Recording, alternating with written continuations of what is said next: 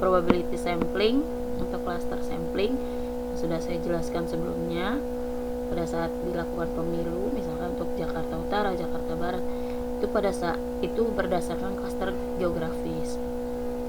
Ya, biaya pengumpulannya memang lebih rendah, tapi kurang dapat diandalkan.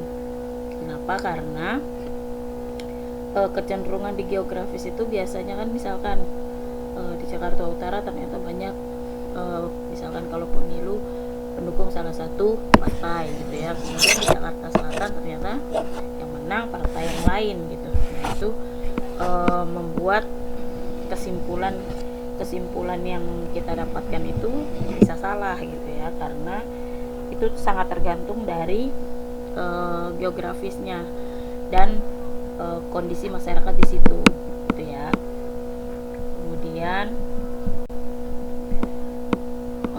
ini prosedur cluster sampling, menyusun sampling frame, kemudian tentukan berapa gugus yang akan diambil, kemudian pilih gugus sebagai sampel dengan cara acak, kemudian teliti setiap sampel yang ada dalam gugus sampel.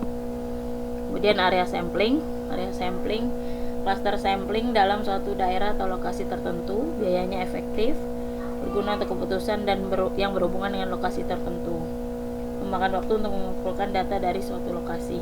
Kelemahannya ya, karena dia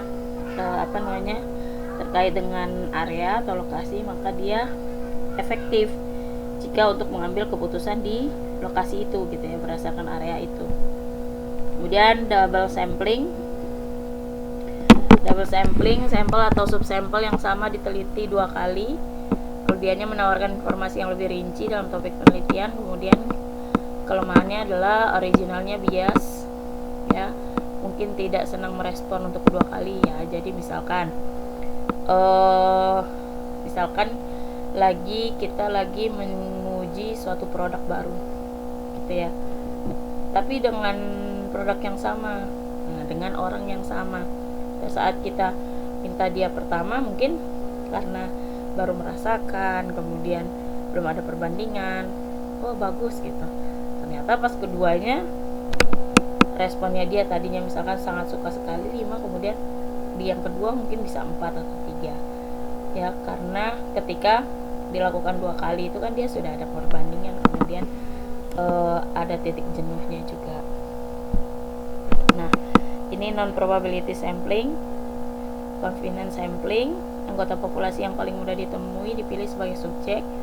Kelebihannya cepat, mudah, tidak mahal. Kelemahannya tidak dapat digeneralisasi sama sekali ya.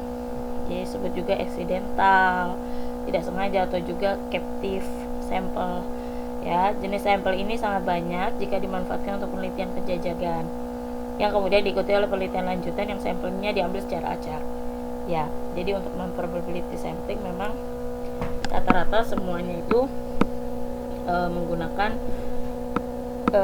atau digunakan pada saat penelitian yang memang tidak bisa dilakukan secara langsung gitu ya. Jadi harus ada penelitian pendahuluan dulu, kemudian nanti penelitian lanjutannya baru diambil secara acak. Kemudian ada purposive sampling, diambil dengan maksud dan tujuan tertentu. Judgementnya, subjek dipilih berdasarkan keahlian dalam bidang teliti yang diteliti. Kelebihannya kadang merupakan satu-satunya cara untuk menyelidiki.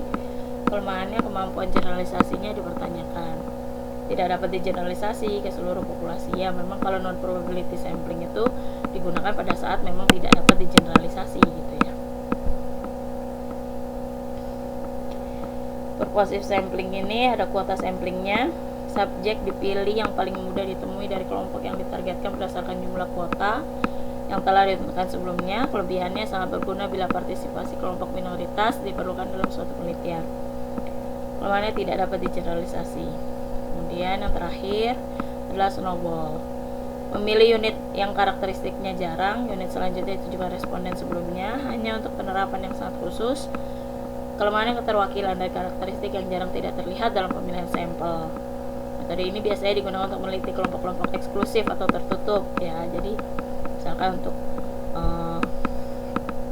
populasi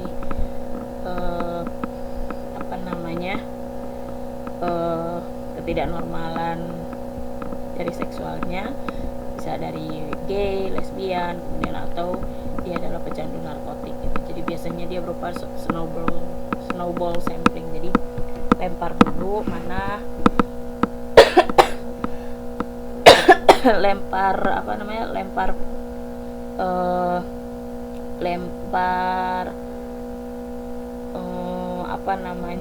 pancingan untuk mengetahui kelompok-kelompok mana yang dimaksud gitu ya. Jadi misalnya kalau kita ingin meneliti orang lesbian ya kita lempar dulu pertanyaan-pertanyaan mana aja orang yang masuk dalam kategori ini, kemudian baru nanti sudah dalam populasi atau kelompok lesbian ini baru kita ambil secara acak. Itu rata-rata untuk non probability sampling semuanya seperti itu. Oke, terima kasih. Assalamualaikum warahmatullahi wabarakatuh.